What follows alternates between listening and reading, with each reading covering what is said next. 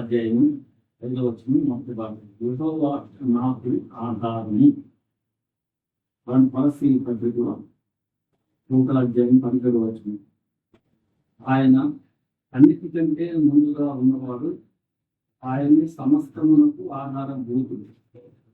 మనకు అన్ని విషయాల ఆధారమైన దేవుడు. ఆధారము అంటే మనకి ఏది కలిగినా ఆయన వల్లే అన్నాడు. ఇంగ్లీష్లో ఫోర్స్.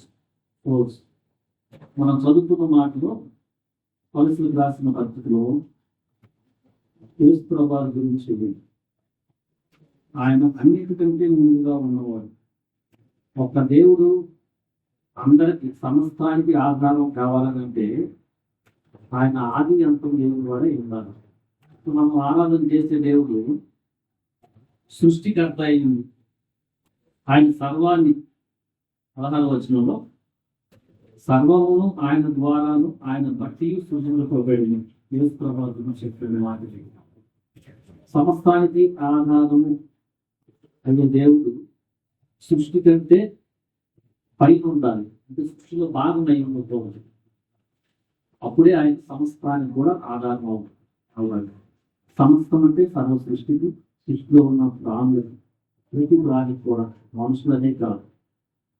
సో సమస్త ప్రాణులు, ప్రతి జీవి ఆయన బట్టే జీవిస్తూ ఉన్నాయి. ఆయన బట్టే ఏదైనా పొందుకుంటూ జీవనాన్ని కొనసాగిస్తూ ఉన్నాయి. సో ఆయన మనుషులకి మాత్రమే కాదు, సర్వానికి ఆధారం. మన కీర్తనలు 145లో 15వ వచనం చదవడంలో, కీర్తనలు 145:15.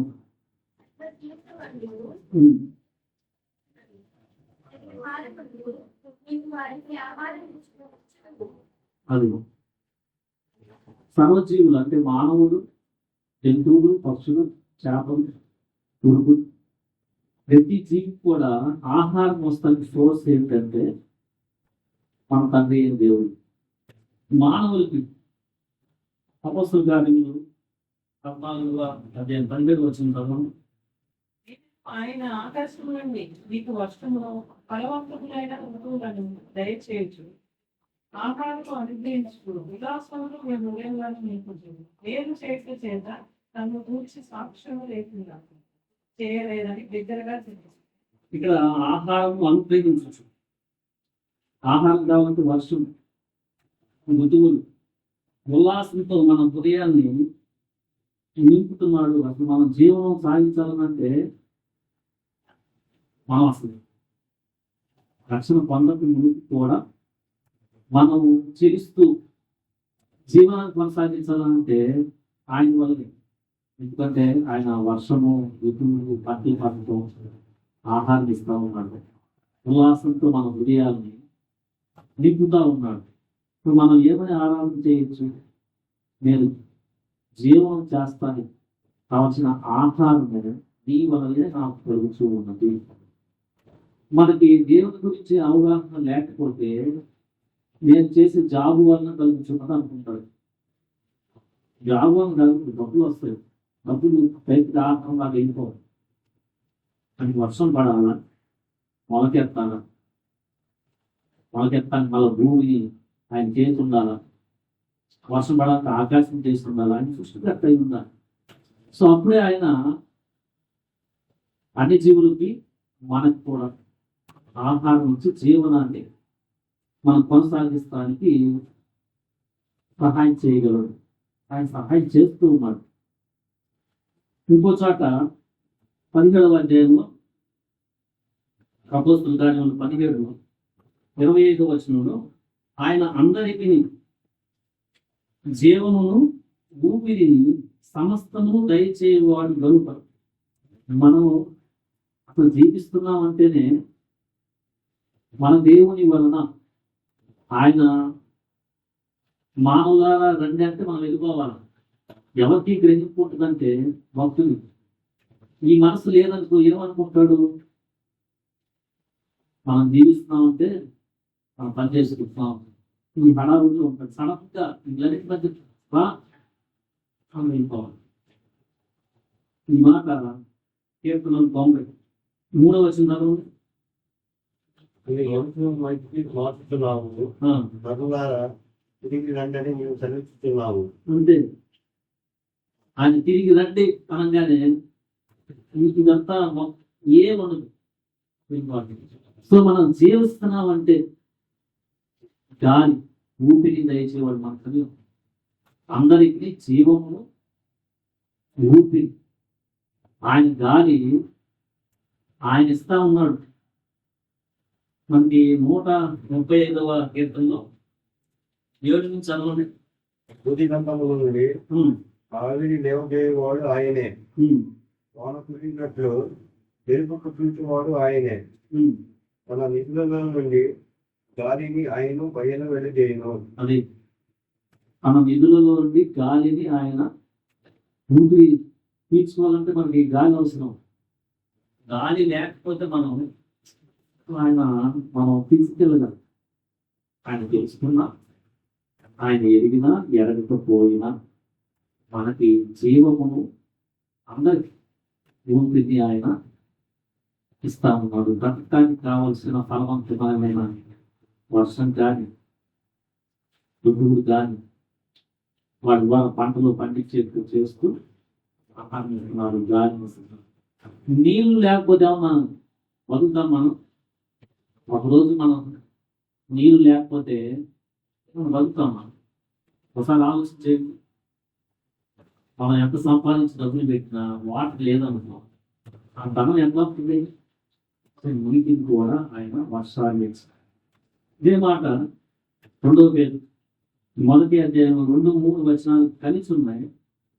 ఆయన దైవశక్తి మధ్యలో జీవమునకు భక్తికి కావలసిన వాటిన్నిటినీ మనకు దయచేయుచున్నందున, జీవం అంటే జీవిస్తానికి ఆయన శక్తి కలిగిన వాడు, సర్వశక్తిమంతుడు. ఆయన శక్తి ప్రపంచాన్ని సృష్టించుకోవడం కనపడుతుంది. ప్రతి దాంట్లో కూడా ఆయన జ్ఞానం కనపడతా ఉంది. సమయానికి ఋతువులు, వర్షం రావు చాలా. సో మనకి ఆయన దైవశక్తి వలన జీవానికి కావాల్సిన మొత్తం ఆయన సమకూరుస్తూ ఉన్నాడు. బతకడానికి బట్టలు ఎక్కడి నుంచి వచ్చింది? బట్టలు లేకపోతే మనం ఊహించుకున్నామా? కనీసం అవసరం. ఇవన్నీ కూడా నీ హౌస్ అయినా ఏదైనా కానీ ఆయన వాళ్ళు నీ భూమి మీద ఇలాంటి మెటీరియల్స్ లేకపోతే అసలు దొరుకుతావా? మెటీరియల్స్ అందకపోతే అవి భూమి నుంచి కానీ ఏదో ఒక రూపంలో నీకు అలా ఉండకపోతే నువ్వేం చేస్తావు? సో నీవు జీవిస్తానికి నివాసమైన ఆయన కాబట్టి సామెతలు 8:14 చదవండి. ఆలోచించుటయు లెస్ అయిన జ్ఞానం ఇచ్చుటయు నా వశము, జ్ఞానదానం నేనే, పరాక్రమము నాదే. అన్ని చెప్తున్నాడు. జ్ఞానానికి ఆధారం కూడా నేనే అంటున్నాడు. నా వల్ల ప్రభుత్వాలు పరిపాలిస్తున్నాయంటే ఆయన వల్లనే. సో మనకి సమస్తానికి, మనకి పర్సనల్గా మనం ఈ భూమి మీద జీవిస్తున్నాం అంటే ఆయన మనకు ఆధారంగా ఉన్నాం. మన జీవానికి ఊపిరిచ్చారు, మనం చెల్లిస్తున్న ఇవన్నిటి కూడా ఆయన ఆహారం ఇచ్చి,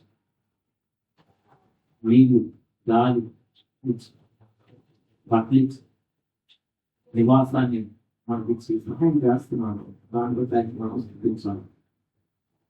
ఆ తర్వాత ఇందాక చదివారు భక్తికి కావాల్సిన పేరుతో చదివారు. జీవం వరకు భక్తికి కావాల్సింది.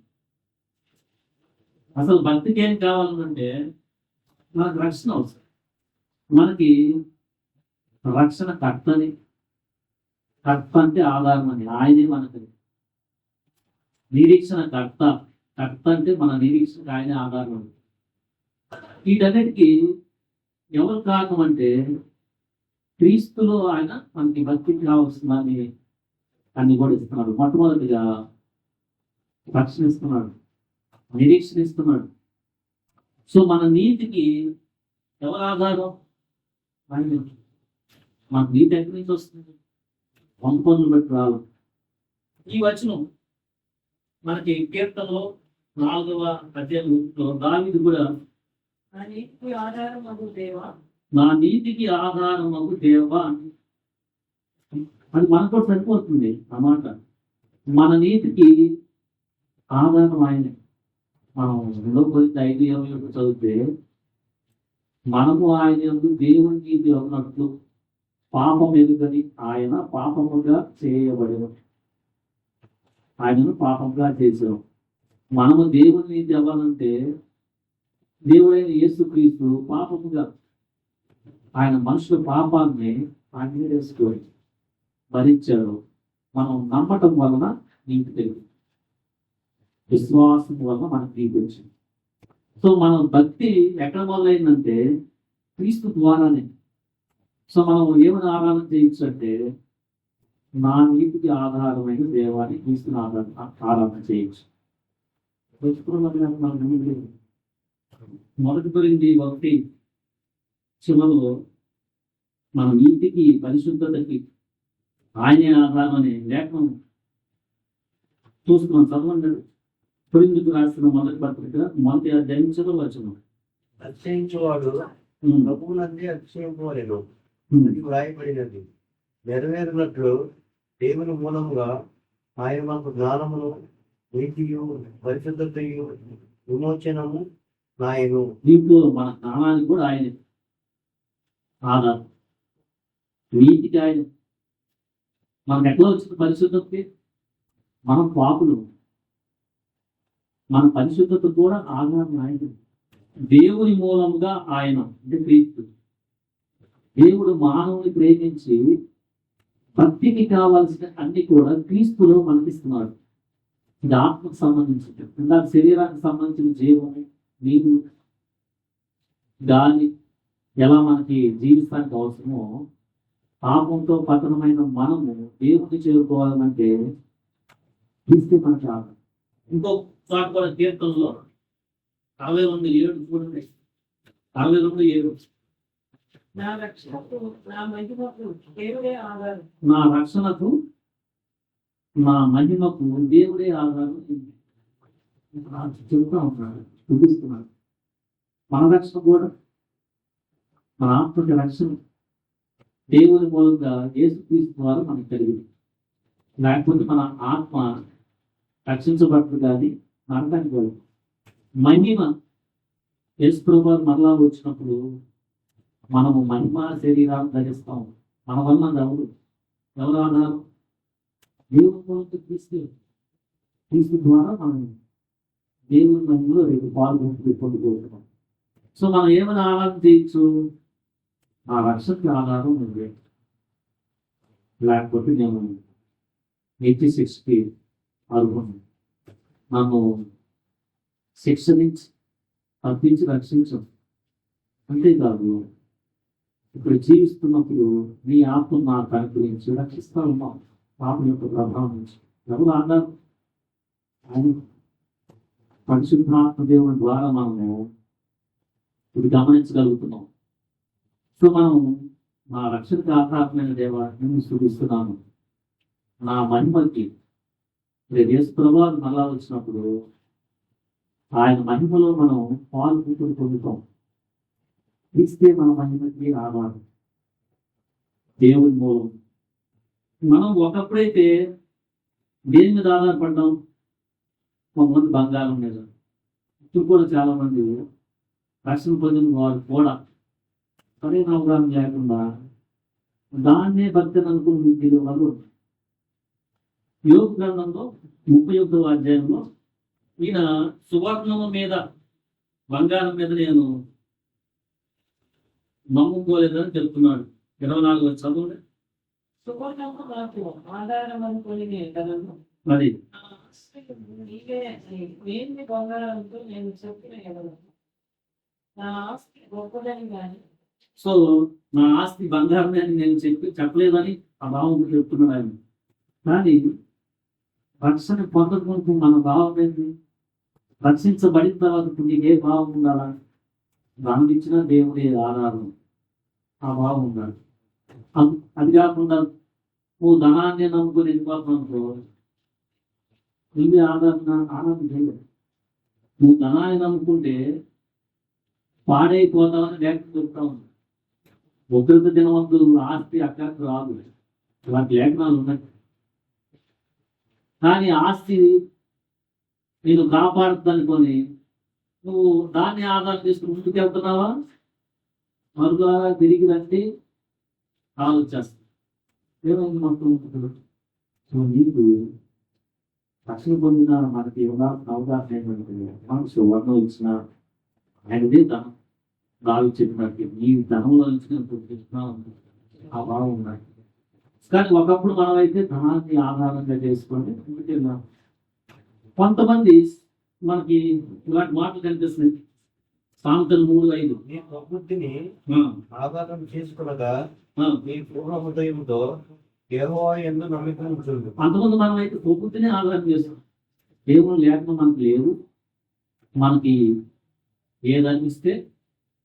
కానీ ఇప్పుడు మనకి ఆయన జ్ఞానం ఇస్తున్నారు, లేఖనం ఇచ్చారు, లేఖనంలో ఆలోచన చెప్తా ఉన్నాడు. సో మన జ్ఞానానికి ఎవరు ఇప్పుడు ఆధారం ఉంటే, ఒకప్పుడైతే ఏ ఆలోచన వస్తే అది ఆ ఆలోచనలో కొన్నిసార్లు కరెక్ట్గా నడుస్తాం, కొన్ని సడన్ గా రాముడితో తీసుకెళ్ళి పాపం మనం చేసి మనం ఒకప్పుడు నా ప్రవృత్తిని ధనాన్ని ఆధారం చేసుకుని జీవిస్తా ఉన్నాం. ఇంకొకరు కొన్నిసార్లు మనుషులు నమ్ముకోవడం, కొంతమంది రికమెండేషన్స్. ఇప్పుడు మన మనసు అలా ఉండకూడదు. మనుషుల మీద ఆధారపడటానికి కాదు, ఆధారపడికి బాగుందంటే మనుషుల సహాయం నాకు దేవుని వల్లనే వస్తుంది. అంటే ఒకవేళ చేసిన మనసుతో మాట్లాడటానికి కాదు, బట్ మన యాక్టివ్ ఏమై ఉండాలంటే ఆయన కూడా ఆయన సహాయం చేస్తానని కాదు, దేవుడిని ప్రార్థన చేసుకుని ఆయన దగ్గరికి వెళ్తున్నాము. దేవుడు ఆయన హృదయం నా పట్ల దయగా చూపిస్తే నాకు సహాయం వస్తున్నాను. మనుషులు నమ్ముకోవడం కంటే. కానీ ఒకప్పుడు మనుషుల్ని దావీదు యుద్ధం చేసేటప్పుడు జనరల్గా ఆ కాలంలో గుర్రాల బలాన్ని పొలం మీద నడిపించే రౌతు వాళ్ళని ఎన్ని రథాలు ఉన్నాయి, జనం వాటిని నమ్ముకుంటారు. ఆ పరిస్థితిలో కొంతమంది ఉంటే జనరల్గా దేన్ని నమ్ముకుంటారు? ఇప్పుడు గొడవకి వెళ్తున్నారు, వెళ్తాం తగాదైంది, జనం ఏమి నమ్ముకుంటాం? రక్షణలో ప్రార్థన, 1 మందిని 10 మందిని పక్కన పెట్టు మనం ముందుకు వెళ్ళిపోవడం ఉంటారు. అంటే రాజులు అంటే అది వేరే వాళ్ళు, కానీ మనం జరుగులు. ఇప్పుడు దావీదు ఏమంటున్నాడు? నా బలం వాటి ఆధారం ఆయన. సో రక్షణ పొందిన మనకి ఏ విషయంలో అయినా ఆధారం ఎవరు? క్రీస్తు దేవుడు. కొన్ని సిచ్యువేషన్స్ వస్తాయి, మనం భక్తిని కొనసాగించడం కష్టమా అనిపిస్తుంది. దేవుని కృపే మనకు బాగా భక్తిలో కొన్నిసార్లు పరిస్థితులు వస్తాయి, ఏదో తీరం ఉంటుంది, శరీరంలో పౌరులు పెట్టినట్టు. ఆ పరిస్థితిలో మన భక్తి ఎలా కొనసాగించగలమంటే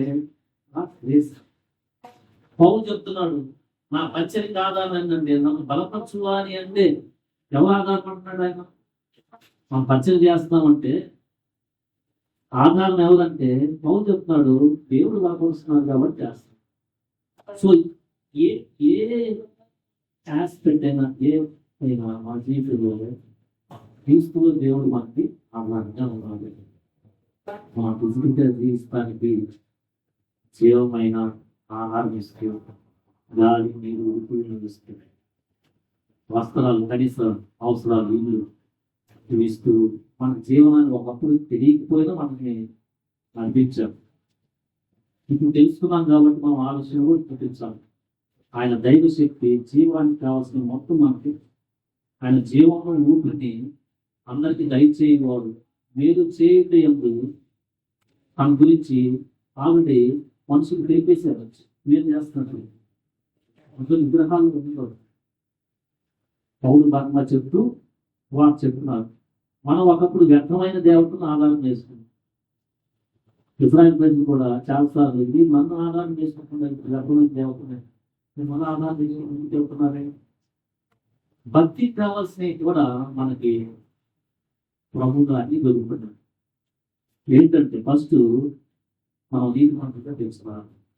మన నీతి ప్రభు ఆధారం. నీతి మంత్రులు అక్కర్లేదు, ఆయన చేసిన నీతి కాడే మన విశ్వాసం ద్వారా నీతి పొందుతాం. మనము ఆయన మూలంగా దేవుని అవతానికి పాపం విడుదల ప్రార్థన చేయబడ్డాడు. మన రక్షణకి ఆధారం మన మహిమభక్తి దేవుడు ఆధారమైనది. మన భక్తి కొనసాగిస్తాను. ఎలా కొనసాగించగలుగుతామంటే ఆయన మనలో ఉండి వచ్చే ట్రాప్స్ మనకు కృపిస్తారు.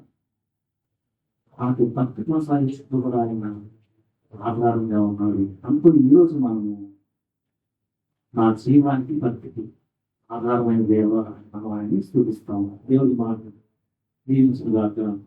ఆమేన్.